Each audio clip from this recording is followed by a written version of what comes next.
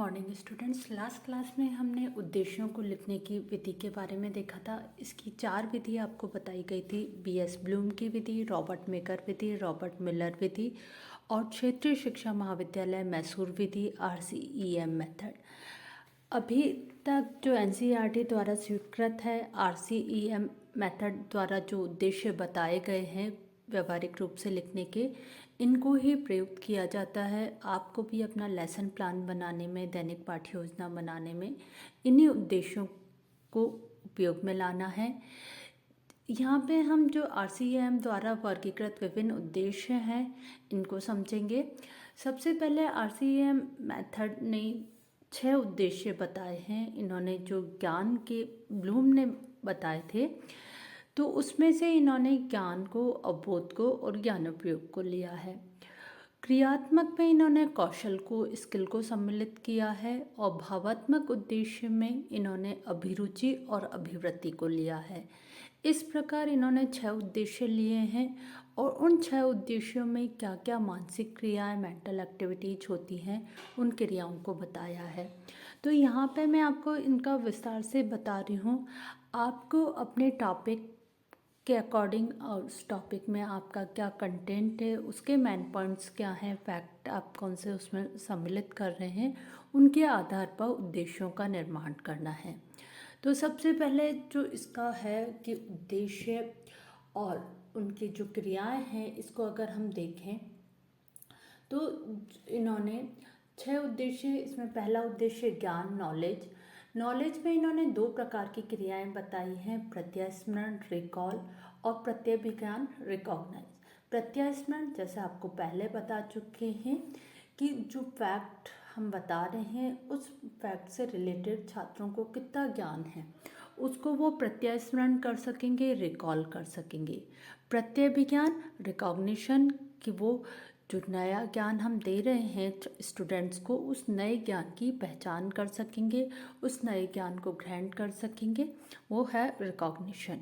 Second, अवबोध में, understanding में उन्होंने विभिन्न क्रियाएं सम्मिलित की हैं।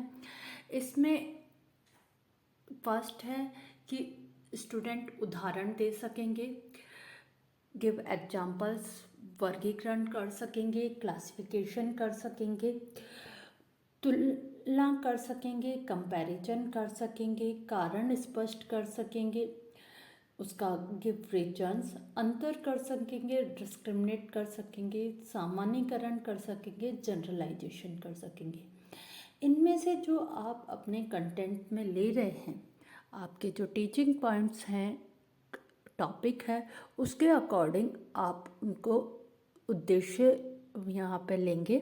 अगर आपने अपनी उसमें टॉपिक में व्याख्या बताई है, आपने खुद एक्सप्लेन किया है, किसी की अर्थ परिभाषा बताई है, मीनिंग बताया, डेफिनेशन, तो हम ये आशा करेंगे कि टीचर के पढ़ाने के बाद स्टूडेंट भी उस परिभाषा को की व्याख्या कर सकेंगे, उसके स्पष्ट कर सकेंगे।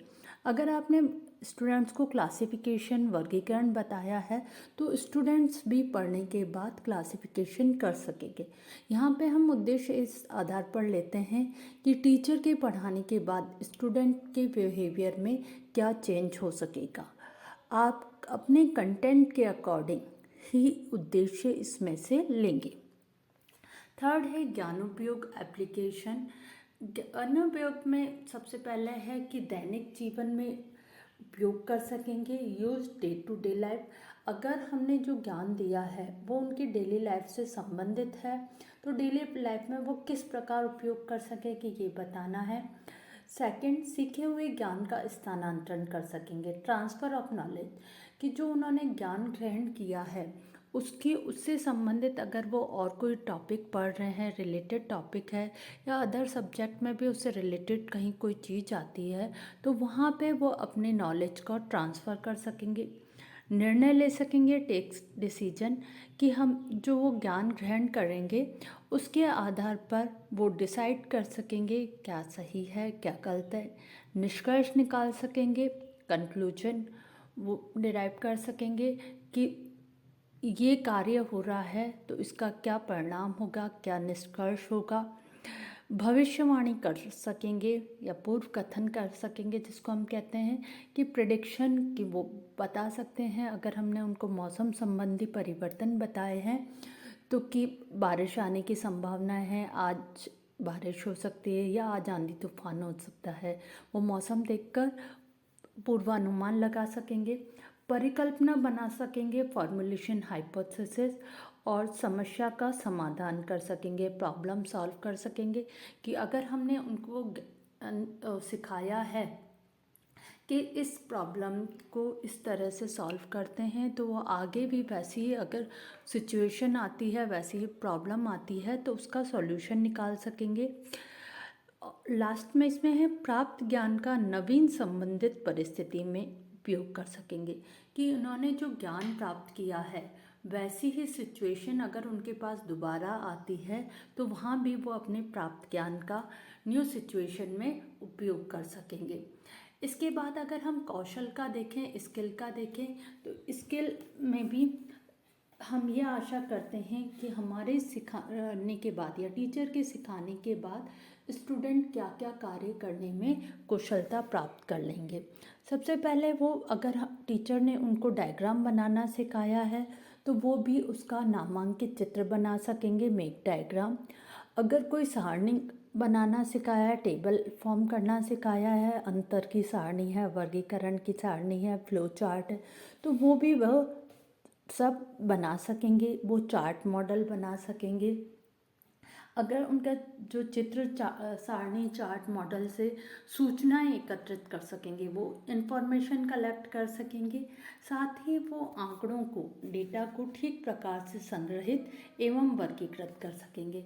उनको डेटा कलेक्शन आ सकेगा, उसको कैसे क्लासिफाई करते हैं ये भी वो सीख सकेंगे। इसके बाद 5th नंबर का एक इसमें पॉइंट और है कौशल में, कि वो उपकरणों को सावधानी पूर्वक प्रयोग करने में कुशल हो सकेंगे। अगर टीचर कोई प्रैक्टिकल वर्क सिखा रहा है तो प्रैक्टिकल से संबंधित क्या क्या प्रिकॉशंस हैं, क्या सावधानियां हैं प्रयोग करने में, उसमें स्टूडेंट्स भी एक्सपर्ट हो सकेंगे। यहाँ सब अपन जो लिखते हैं वो हो सकेंगे, यानी कि भविष्य में इन फ्यूचर ये परिवर्तन स्टूडेंट में होगा, ये अपेक्षा करके हम ये उद्देश्यों का निर्माण करते हैं। इसके बाद अभिरुचि का, एप्टीट्यूड का अगर हम देखें तो इसमें सबसे पहले है रुचि ले सकेंगे, टेक इंटरेस्ट। यहाँ पे कि टीचर के पढ़ाने के बाद स्टूडेंट्स में इंटरेस्ट डेवलप हो सकेगा, वो संबंधित समस्या या घटना पर, प्रॉब्लम है, वो उस पर विचार विमर्श करने में, डिस्कशन में रुचि ले सकेंगे, इंटरेस्ट ले सकेंगे। उस प्रॉब्लम से रिलेटेड, घटना से रिलेटेड अगर पत्र पत्रिका में या न्यूज़पेपर में कोई आर्टिकल आता है तो वो उस आर्टिकल को, लेख को पढ़ने में रुचि ले सकेंगे। उस घटना से संबंधित, उस क्रिया से संबंधित या उस टॉपिक से संबंधित अगर कोई सेमिनार होती है तो उस सेमिनार में भाग लेने में भी रुचि ले सकेंगे। आजकल वर्तमान समय में विभिन्न क्लब स्कूल में बनाए जाते हैं विषय से संबंधित, तो वो अपने जो विषय से संबंधित क्लब में भाग लेने में रुचि ले सकेंगे। इस प्रकार की अभिरुचि छात्रों में डेवलप हो जाएगी। इसके बाद अगर हम अभिवृत्ति का, एटीट्यूड का देखें तो एटीट्यूड में छात्रों में सकारात्मक दृष्टिकोण विकसित हो सकेगा, डेवलप पॉजिटिव एटीट्यूड, कि हमारे टॉपिक पढ़ाने के बाद स्टूडेंट में ये पॉजिटिव चेंज आएंगे। स्टूडेंट्स में सृजनात्मक दृष्टिकोण उत्पन्न हो सकेगा, क्रिएटिव एटीट्यूड विकसित हो सकेगा, तार्किक दृष्टिकोण, लॉजिकल एटीट्यूड विकसित हो सकेगा, वैज्ञानिक दृष्टिकोण, अगर साइंस का स्टूडेंट है तो उसमें साइंटिफिक एटीट्यूड डेवलप हो सकेगा। अगर मैथ्स पढ़ा रहा है टीचर तो स्टूडेंट में गणितीय दृष्टिकोण, मैथमेटिकल एटीट्यूड डेवलप हो सकेगा। अगर वो ज्योग्राफी, भूगोल पढ़ रहे हैं तो उनमें भौगोलिक दृष्टिकोण विकसित हो सकेगा, ज्योग्राफिकल एटीट्यूड डेवलप हो सकेगा। अगर वो राजनीतिक या शास्त्र या सिविक्स, नागरिक शास्त्र पढ़ रहे हैं तो उनमें राजनीतिक दृष्टिकोण, पॉलिटिकल एटीट्यूड डेवलप हो सकेगा। अगर वो हिस्ट्री के बारे में, इतिहास के बारे में पढ़ रहे हैं तो उनमें ऐतिहासिक दृष्टिकोण विकसित हो सकेगा। इसी प्रकार आपको ये 6 उद्देश्यों का निर्माण करना है। प्रत्येक आपके उद्देश्य के अंतर्गत मिनिमम 2 पॉइंट्स इसमें से जो विभिन्न क्रियाएं मिनिमम 10 दी गई हैं, तो मिनिमम 2 पॉइंट्स आपको सेलेक्ट करने हैं। अगर आपके थोड़े ज़्यादा बन रहे हैं तो आप 3 भी ले सकते हैं, लेकिन आपने जो टीचर ने स्टूडेंट को सिखाया है उसके अकॉर्डिंग ही आपको उद्देश्य का निर्माण करना है कि आप अपनी पाठ्य योजना में क्या क्या स्टूडेंट्स को सिखा रहे हैं, उसके आधार पर ही आप अपने उद्देश्य का निर्माण करें।